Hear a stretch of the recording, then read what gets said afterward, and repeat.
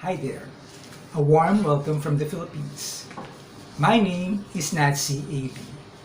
I am the IPO of 4 published books and 2 published screenplays so far. Wait, you might ask, did I just say IPO, not author or writer? Well, it's a title I have chosen for myself. It stands for Intellectual Property Originator. If you really think about it, creative people who produce works of art are really just that.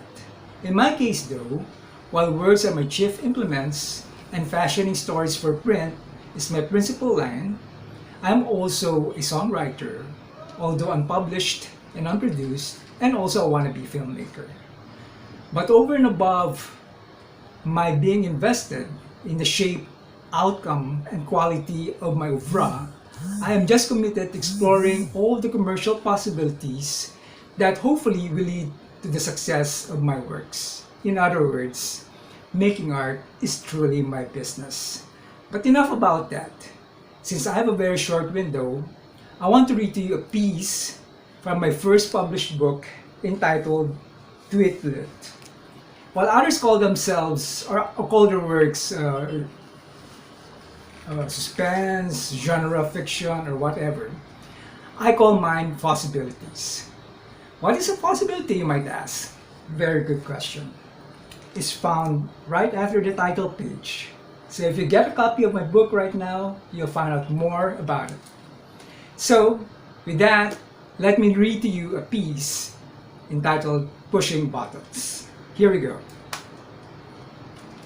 Even before he rose from their sleeping cot, he was determined this morning would irrevocably be the last time he would do it. It was an hour before dawn.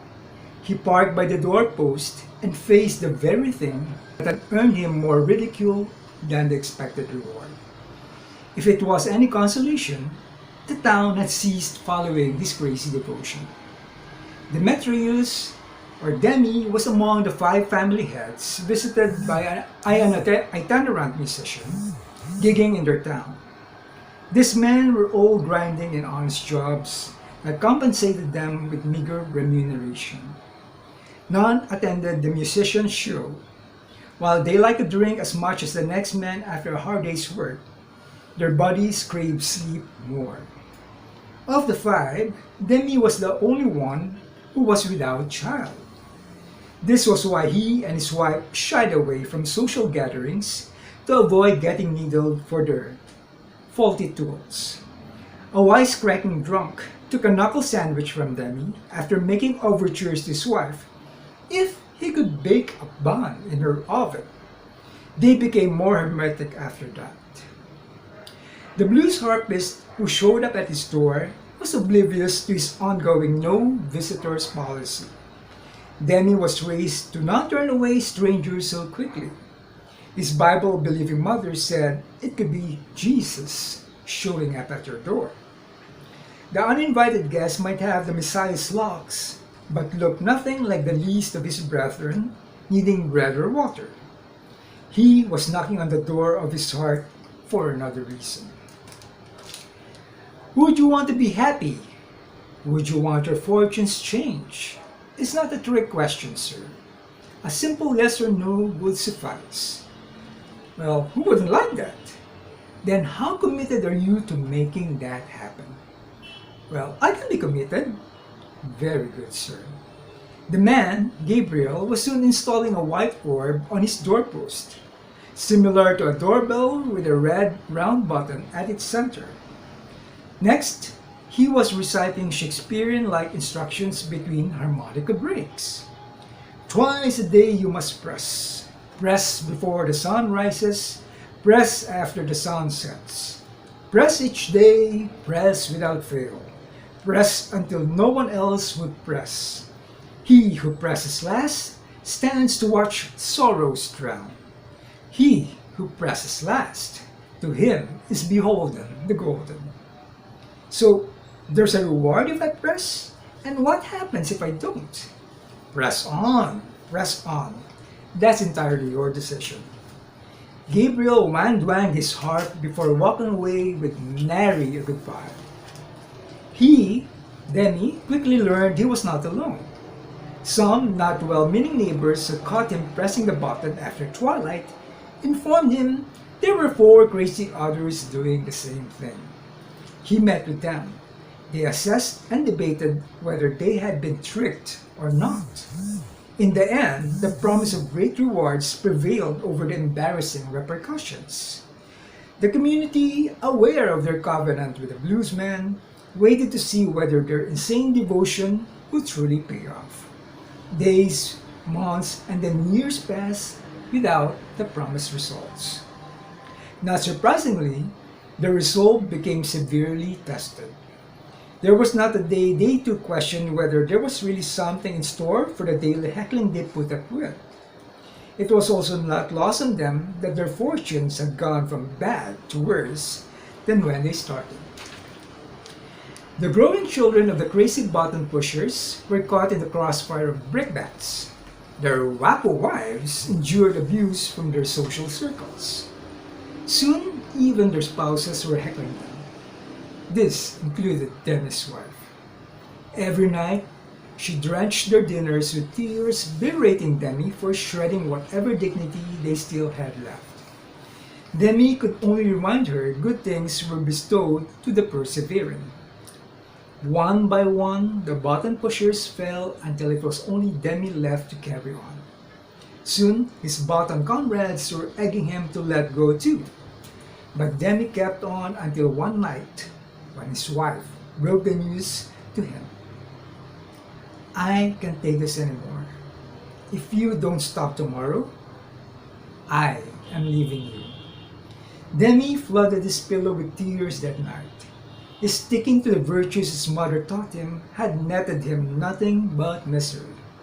Now, for all the time doing the one act promised to hold him out of it, his reward was his wife leaving him. Before he closed his eyes, he promised his sleeping wife everything would end tomorrow. After pressing the button for the last time, it was his town that drowned in sorrows instead. Flood waters burst from nowhere and soon swept through their entire community and beyond. The water surged and rose menacingly. Demi had rushed back inside the house. Escape was no option. There was nowhere to run. His wife was unperturbed in her sleep. Though he could hear the waters growl and rampage destruction outside, it was obviously sparing their home. When the waters finally receded and exited, Demi rushed out to check on his neighbors.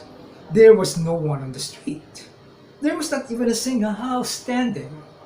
Apparently, men, women, children, and their properties had been swept away, except their own. When he rushed back to his house, his wife was already awake and standing by the door. Her mouth was agape with bewilderment. When he realized what it was she was pointing at, he too was beside himself with crazy joy. He who presses last, to him is beholden the golden. A sea of gold coins the size of buttons spilled out of their gate. Again, the title of the piece is Pushing Buttons, and it's from this book, Twitlit. And if you like that, I guarantee you the 101 other possibilities in this book will elicit the same whoa, what? To what? Whoa, to whoa, what? To what? Whoa.